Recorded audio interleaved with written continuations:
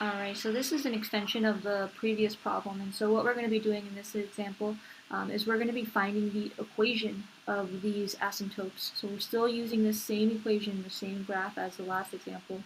Alright, and then we're also going to be finding the coordinates of the foci. So there are some new formulas. These two formulas right here are the formulas to figure out the equations of the asymptotes. Alright, so when you have a hyperbola whose transverse axis is horizontal, you would use this formula. When the transverse axis is vertical, like it is in ours, we would use this formula. All right, so we're going to go ahead and use this one because of the equation that we have for this hyperbola. All right, so we want to go ahead and plug in k. So k comes from the center. So we have 0 plus minus a over b. Alright, so our a is 2 and b is radical 3. And then we have parentheses x minus h. So our h is negative 1, so a minus negative 1 becomes plus 1. Alright, so we can definitely simplify that a bit. If we do 0 plus all of this, it's just this. So please don't ever leave zeros in your answer.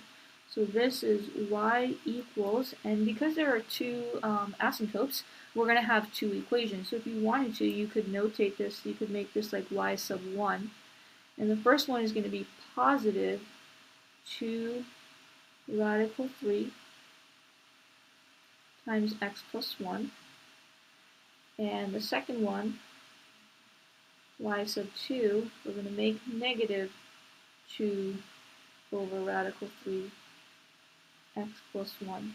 Now this is going to be a bit complex if you try to rationalize, so this is like the only exception, the only time you'll be able to have a radical in the denominator.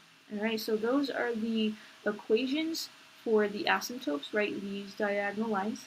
The next thing that we want to do is we want to find the coordinates for the foci.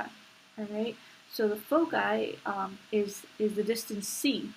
From the center to the foci is c. Alright, and right now we don't have that information, but remember that we can do c squared equals a squared plus b squared, and that's how we can find c. Alright, so I'm going to go ahead and plug in. So my a is 2, 2 squared is 4, and my b is radical 3, and radical 3 squared is 3. So c squared is 7. That means c is radical 7. Alright, so what I'm going to do is I'm going to find the coordinate of, well, I'm not going to find it, but I'm going to use the coordinate of the center, which is negative 1, 0. And if you think about this, the focus has to be along the y-axis, so the y-coordinate is what's going to change, this one right here. So what I'm going to do is to that coordinate, I'm going to add 7 to find the one that's above, and then I'm going to subtract radical 7. I don't think I said radical for the last one, but I'm going to subtract radical 7, and then I'm going to get the focus that is below the center.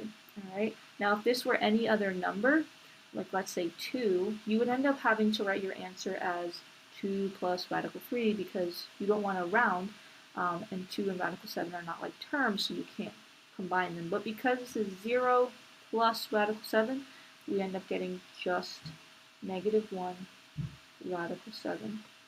And so that would be the one up here. The other one would be negative 1, and I would do 0 minus radical 7, so I have a negative radical 7. And these two are the coordinates for the foci of this hyperbola.